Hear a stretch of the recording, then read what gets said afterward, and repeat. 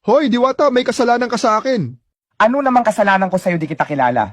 Impostor ka, Diwata, manggagaya ng muka. Bakit ko naman gayahin mukha mo ako nauna sumikat sa'yo?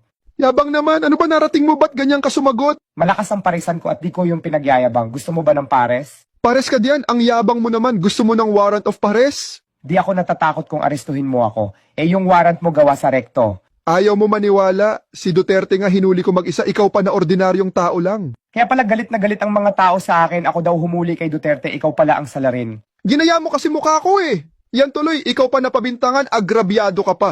Ako pa talaga magnanakaw ng muka. Kung i-report kaya kita ng copyright. Copyright mo mukha mo, nauna ka lang sumikat pero yung mukha ko ang pinaka-original. Original. Di wag ka gumawa ng di ka nais-nais. Ako pa napabentangan. Ano bang mali na ginawa ko? Parang wala akong maalala, ano ba talaga? Maling-mali yung paghuli mo kay Duterte. Wala kang warrant na pinakita. Ah, maka Duterte ka pala. Utos sa akin pag pro Duterte, hulihin agad. Di hulihin mo ako. Madadamay ka na rin kasi magkaparehas tayo ng mukha.